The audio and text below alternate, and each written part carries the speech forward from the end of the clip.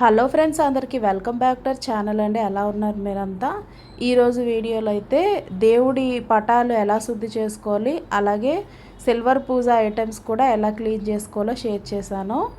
ఈ టిప్స్ కనుక ఫాలో అయితే మీ దగ్గర ఉండే పాత వెండి వస్తువులు కూడా కొత్త వాటిలో మెరుస్తాయండి. మీరు కొనేటప్పుడు ఎంత బ్రైట్గా అయితే ఉన్నాయో అంతే బ్రైట్గా వస్తాయన్నమాట. వీడియో అయితే ఎక్కడ స్కిప్ చేయకుండా చూసేయండి. ముందైతే దేవుని శుద్ధి చేసుకునే ముందు మన ఇంటిని కూడా కొద్దిగా శుద్ధి చేసుకోవాల్సి ఉంటుందండి. అది మనకి మంత్లీ వచ్చే ఇబ్బందే కావచ్చు, ఇంకేదైనా కావచ్చండి. ఒకసారి అయితే ఇలా మనం ఏవైతే అవుటర్గా ఉంటాయో, ఏవైతే మన చేతులు తగులుతూ ఉంటాయో ఇవన్నీ తీసేసుకోవాలి. బెడ్షీట్స్ కానీ, డోర్ కర్టెన్స్ కానీ, మ్యాట్స్ కానీ, మనం కప్పుకునే బ్లాంకెట్స్, టవల్స్ ఇలా అన్నమాట. ఒకసారి ఇవన్నీ తీసేసి వాష్ చేసుకుంటే మళ్ళీ ఫ్రెష్గా అయిపోతుందండి ఇల్లంతా. ఎవరైనా ఉండి చేసే వాళ్ళైతే పర్వాలేదండి. ప్రతి దానిలోని మన చెయ్యి పడితే కానీ పని అవ్వదు అనుకుంటే ఇలా అయితే ఒకసారి ఇంటిని అంతా శుద్ధి చేసేసుకొని మళ్ళీ మనం పూజకి రెడీ అయిపోవచ్చు అనమాట ఎవ్రీ మంత్. ఇదేం మాండేటరీ కాదండి ఈ టైప్ క్లీనింగ్ అంతా. నేను ఎలా చేస్తున్నానో మీకు షేర్ చేస్తున్నాను, యూజ్ అవుతుందేమో అని చెప్పేసి. ఒక్కరు ఉండే వాళ్ళకైతే ఇది బాగా యూజ్ అవుతుందండి. మనమే అన్నీ చెయ్యాలి అనుకున్నప్పుడు ఇది బాగా వర్క్ అవుతుంది ఈ టైప్ క్లీనింగ్ అయితే. ఫస్ట్ అయితే దేవుడి దగ్గర ఉండే పువ్వులు ఇవన్నీ తీసేయాలండి. మొక్కల్లో కానీ లేకపోతే పారే నీటిలో కానీ వేసేయాలి ఇవన్నీ. అలాగే దేవుడి దగ్గర పెట్టిన కాయిన్స్ వేసిన బౌలు ఇవన్నీ తీసేసానండి. దేవుడి విగ్రహాలు ఇవన్నీ కూడా తీసేసాను. దేవుడి దగ్గర పెట్టిన పువ్వులు, కుంకుమ ఇలాంటివి ఏవి డస్ట్బిన్స్లో వేయకూడదండి, మొక్కల్లో వేసేసుకోవాలి అలాంటివి ఉంటే. అంతే. నెక్స్ట్ అయితే ఇక్కడ దేవుడి పటాలు అయితే ఫస్ట్ అయితే ఒక డ్రై క్లాత్ తీసుకొని బొట్లన్నిటిని తుడిచేసుకోవాలి. అలాగే ఇక్కడ దేవుడి సామాన్లన్నీ పక్కకు పెట్టేసుకోవాలండి. తర్వాత చూపిస్తాను వెండి సామాన్లు ఎలా క్లీన్ చేసుకోవాలో. నెక్స్ట్ అయితే ఇక్కడ ప్రతి ఫోటో కూడా ఇలా తీసేసి నీట్గా క్లీన్ చేసుకోవాలి. ఫస్ట్ అయితే డ్రై క్లాత్ యూజ్ చేయాలండి. ఇదంతా అయిపోయిన తర్వాత పసుపు నీటిను ముంచిన క్లాత్తో అయితే ఈ ఫొటోస్ అన్నిటిని తుడిచేసుకోవాలి. మనం ఈ డౌన్లో వేసుకున్న ఈ లైనర్ ఉంది కదా, ఇది కూడా ఒకసారి వాష్ చేసేస్తే ఈ ప్రొసీజర్ అంతా అయ్యేసరికల్లా డ్రై అయిపోతుంది అది. ఇక్కడైతే ఇలా వెట్ క్లాత్ అలాగే కొద్దిగా కాలిన్ స్ప్రే చేసి కొద్ది పసుపు నీళ్ళు ముంచిన క్లాత్తో అయితే తుడిచేసాను. ముందు వెనుక కూడా నీట్గా తుడుచుకోవాలండి. బ్యాక్ సైడ్ కూడా డస్ట్ ఉంటుంది కదా. ఇదేమీ రూల్ ఏం కాదండి, ఇలాగే చేయాలి అని అయితే లేదు. కాకపోతే మంత్లీ వన్స్ అయినా మనం ఇలా చేసుకుంటే బెటర్ కదా. దేవుడిని క్లీన్ చేయడం కూడా ఇంపార్టెంట్ కదండి, మనలానే కదా, క్లీన్లీనెస్ ఉండాలి ఖచ్చితంగా. ఈ దేవుడి క్లీనింగ్స్ అన్నీ మంగళవారం, శుక్రవారం ఈ రోజుల్లో అయితే చేయకూడదండి. మిగిలిన డేస్లో చేసుకోవచ్చు. బెస్ట్ అయితే వెన్స్డే, సాటర్డేలో అయితే చక్కగా చేసుకోవచ్చు అండి క్లీనింగ్స్ అనేవి. ఫ్రైడే, మంగళవారం కూడా చేయకూడదు ఎట్టి పరిస్థితుల్లో. మనది సైకిల్ అంతా కంప్లీట్ అయిపోతుంది కదండి, మంత్లీ సైకిల్. అప్పుడు ఇలా మండే కానీ లేకపోతే వెన్స్డే, సాటర్డే ఇలా చూసుకొని చేసుకోండి క్లీనింగ్స్ అనేవి. దేవుడి విషయంలో ప్రత్యేకంగా గైడ్ లైన్స్ అంటూ ఏం లేవండి. ఎవరి పద్ధతిని బట్టి వాళ్ళు చేసుకెళ్ళిపోతారు అంతే. మీరు త్రిమూర్తులు కథ వినే ఉంటారు. ఒక భేద బ్రాహ్మణుడు ఉంటారు కదా, అతని ఒంటిపై ధరించిన బట్టలతోనే దీపం అనేది వెలిగిస్తాడు. సో ఇలాగే చెయ్యాలి అనే కాన్సెప్ట్ అయితే ఎక్కడా లేదండి. అదేదో మనకు పాపం తగిలిపోతుందని కాదు, ఇంత బాగా చేసుకుంటే దేవుడు మనకి వరాలు ఇచ్చేస్తాడని కాదండి. కానీ ఖచ్చితంగా పాజిటివిటీ ఉండాలంటే క్లీన్లీనెస్ కూడా అంతే ఇంపార్టెంట్ అండి. అంతే. ఒకరి పద్ధతిని మనం క్రిటిసైజ్ చేయాల్సిన అవసరం లేదు, మనదే గొప్ప అని చెప్పాల్సిన అవసరం అంతకన్నా లేదండి. ఎవరి పద్ధతిని వాళ్ళు ఫాలో అవుతూ వెళ్ళిపోతారు అంతే. మనకి ఏది ప్రశాంతంగా ఉంది అనిపిస్తే అది చేసుకోవడంలో తప్పు లేదు కదా. సో నేనైతే ఇదే మెథడ్ ఫాలో అవుతాను అనమాట. మీరు కూడా ఇంతేనా నాకు కామెంట్ చేయండి. కొంతమంది వీక్లీ వన్స్ క్లీన్ చేసే వాళ్ళు కూడా ఉండొచ్చండి. నేనైతే మంత్లీ వన్సే క్లీన్ చేస్తూ ఉంటాను. ఎప్పుడైనా ఏదైనా ఇబ్బంది వస్తే ఇంకెప్పుడైనా మధ్యలో మనకి ఎవరన్నా తెలిసిన వాళ్ళకి ఎవరికైనా ఏమైనా అయినా మళ్ళీ శుద్ధి చేసుకోవాల్సి వస్తుంది కదండి, అలాంటప్పుడు మాత్రం మళ్ళీ స్పెషల్గా చేసుకుంటాను అన్నమాట. ఇదేనండి, ఇంకా ఇలా గంధం కుంకుమ ఈ బొట్లతో అయితే పెట్టేసుకోవడమే. ఇక్కడ ఇయర్ బడ్స్ ఏం యూజ్ చేయట్లేదండి, నా చేతి వేళ్ళతోనే నేను పెడుతున్నాను అనమాట. బొట్లు కూడా ప్రతి చోట్ల పెట్టాల్సిన అవసరం ఉండదండి. ఇలా దేవతామూర్తికి 2 లేదా 4 వరకు పెట్టుకోవచ్చు.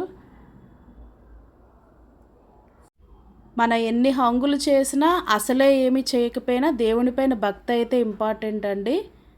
అంతే, ఇంకేం లేదు ఇందులో. ఇలా అయితే ఇవన్నీ పెట్టేసుకున్నాను.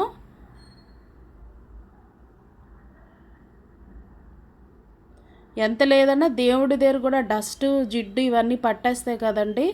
ఒక పర్టికులర్ డే అంటూ పెట్టుకొని దేవుణ్ణి కూడా మళ్ళీ నీట్గా క్లీన్ చేసేసుకోవడం, అంతే, ఇంకేం లేదు.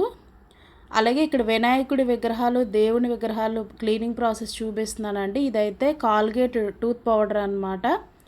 ఇదైతే కొద్దిగా వాటర్ వేసి అప్లై చేసేసి ఒక 4 అవర్స్ అయితే వదిలేసాను దీన్ని.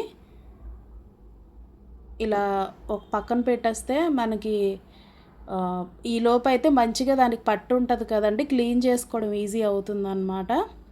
ఎప్పుడైనా దేవుడికి సంబంధించిన ఐటమ్స్ అవి షింక్లో డైరెక్ట్గా పెట్టి క్లీన్ చేయకూడదండి. ఇలా ఏమైనా ప్లేట్స్లో పెట్టుకొని చేసుకుంటే మంచిది.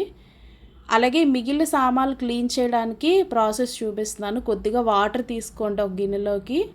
ఇందులో అయితే డిటర్జెంట్ లిక్విడ్, అలానే 1 స్పూన్ వంట సోడా అయితే వేసుకోండి ఇందులో. మీ దగ్గర లిక్విడ్ లేకపోతే సర్ఫ్ అయినా ఓకేనండి, 2 ఒకేలా వర్క్ అవుతాయి కాబట్టి ప్రాబ్లం ఉండదు. మీరు వాడలేని గిన్నె అయితే తీసుకోండి దీనికోసం, ఎందుకంటే స్మెల్ అది మళ్ళీ పట్టేస్తుంది అన్నమాట వంటలకి. ఫస్ట్ అయితే ఆ ప్రొసీజర్ నెక్స్ట్ చూద్దాం. ఫస్ట్ అయితే ఇక్కడ మనం పౌడర్ ఎక్కించి ఉంచాం కదా విగ్రహానికి, ఇదైతే టూత్ బ్రష్తో నీట్గా క్లీన్ చేసేయండి. ఒక కొత్త టూత్ బ్రష్ తీసుకోండి. మనం వాడినవి అవి కాకుండా దేవుడికంటూ ఒక టూత్ బ్రష్ పెట్టేసుకుంటే అలా ఉంటుంది కదా. అలాగే ఇప్పుడు మనం ఇందాక ప్రిపేర్ చేసిన లిక్విడ్ ఒకసారి స్టవ్ పైన పెట్టుకొని ఇలా పొంగు రానివ్వాలండి. పొంగు వచ్చిన తర్వాత స్టవ్ ఆఫ్ చేసేయండి. చేసేసి మీ దగ్గర ఉండే వెండి వస్తువులన్నీ ఇలా 1 బై 1 అందులో ఎన్ని పడితే అన్ని వేసేసుకోండి. అన్నీ ఒకేసారి పట్టవు కదా. లేదు మీ దగ్గర పెద్ద పెద్ద కుందులు ఉన్నాయంటే ఇంకా పెద్ద పాత్ర తీసుకోండి, సరిపోతుంది. ఇక్కడ చూస్తున్నారు కదా డిఫరెన్స్, మనకి తీస్తున్నప్పుడే అర్థమైపోద్దండి ఎలా వచ్చాయి అన్నది. ఇదిగోండి చూడండి, నల్లగా ఉండే కుంకుమ భరణ ఇంత బ్రైట్గా వచ్చిందండి కొత్త దానిలాగా. తీసేసి ఇలాగా ఒకసారి స్క్రబ్బర్తో తోమేస్తే ఇంక మళ్ళీ అన్నీ నార్మల్గా మ్యాక్సిమం వాటర్లోనే వదిలిపోతుందండి అంతా, ఇంకేం ఉండదు దీనికి. మీకు ఈ పేస్ట్ పౌడరు టిప్ కూడా వర్క్ అవ్వలేనప్పుడు ఇలా అయితే ఫాలో అవ్వండి. లేదు మీ దగ్గర ఉండేవి అంత నలుపుగా లేవు అనుకుంటే పేస్ట్, ఈ టూత్ పౌడర్ టిప్ అయితే సరిపోతుందండి, అంతే. ఇక్కడ మనకి డిజైన్స్ హోల్స్ ఉండే బౌల్స్ కూడా నీట్గా మొత్తం ప్రతి హోలు కూడా క్లీన్ అయిపోతుందండి. ఫైనల్గా అయితే ఇలా వచ్చాయండి. మీకు ఇక్కడ ఇంకోటి చెప్తాను, ఇక్కడ మీకు టూత్ పౌడర్ అది పెట్టినా కూడా విగ్రహాలు సరిగ్గా రాలేదనుకోండి, దేవుడి విగ్రహాలు అయితే నీటిలో వేయకూడదు. కాబట్టి మీరు ఏం చేస్తారంటే ఆ లిక్విడ్ కొద్దిగా చల్లబడిన తర్వాత టూత్ బ్రష్తో అదే లిక్విడ్ని అప్లై చేసి తోముకోవచ్చండి. కానీ విగ్రహాన్ని మాత్రం మిగిలిన సామాన్లాగా డైరెక్ట్గా హాట్ వాటర్లో వేయకండి. అది ఇలా అయితే మీరు నల్లగా ఉండే సామాన్లు కూడా ఇలా చేసుకోవచ్చండి, వెండి సామాన్లు. నేనైతే ఈ టిప్ ఫస్ట్ అయితే ట్రై చేశానండి, మీకు యూజ్ అవుతుందని చెప్పేసి అప్లోడ్ చేశాను అనమాట. ఫెస్టివ్ సీజన్ కదా ఇదంతా, మీకు ఖచ్చితంగా ఈ వీడియో యూజ్ అవుతుందని అనుకుంటున్నాను. Each and every corner clean అయిపోతుందండి. ఆ డిజైన్స్ హోల్స్ ఉన్నాయి చూస్తున్నారు కదా, ప్రతి ఒక్కటి కూడా నీట్గా వచ్చేస్తుంది అనమాట. మనకి ఎక్కువ కష్టపడాల్సిన అవసరం లేదు. ఇదండి, ఇంత నీట్గా వస్తాయి కుంకుమ భరణ కానీ, ఇంత నీట్గా వచ్చాయి చూస్తున్నారా. కానీ తోమేటప్పుడు మరీ ప్రెషర్ ఇవ్వకండి, కొద్దిగా స్లోగా తోముకోండి స్క్రబ్బర్తో, వంగిపోయే ఛాన్సెస్ ఉంటాయన్నమాట. సో చూసుకొని లైట్ వెయిట్ ఐటమ్స్ అయితే కొద్దిగా చూసుకొని తోముకోండి. జస్ట్ వాటర్లో డిప్ చేసి తీసేస్తే సరిపోతుందండి, అదేమి మనకి మరిగిపోవాల్సిన పని లేదు ఆ లిక్విడ్. ఇదంతా అయిపోయిన తర్వాత ఫైనల్గా డ్రింకింగ్ వాటర్తో క్లీన్ చేసేసుకోండి. అలా చేసుకోవడం వల్ల మీకు చాలా రోజుల వరకు నలుపు అవ్వకుండా ఉంటాయన్నమాట ఈ ఐటమ్స్ అన్నీ. మీరు నెక్స్ట్ కవర్లో స్టోర్ చేసుకొని పెట్టేసుకోవచ్చు. లేదు రెగ్యులర్గా పూజా గదిలో వాడేవైతే మీరు అలా పెట్టేసుకోవచ్చు. ఇదండి ఈ టిప్ అయితే నాకు బాగా వర్క్ అయింది. మీరు కూడా ట్రై చేయండి. ఒకవేళ మీకు ఆల్రెడీ చేసిన వాళ్ళైతే నాకు తప్పకుండా కామెంట్ చేయండి. ఇలా అయితే బాగా వస్తాయండి కొత్త విగ్రహాల్లాగా. బాయ్ అందరికీ. Please do subscribe.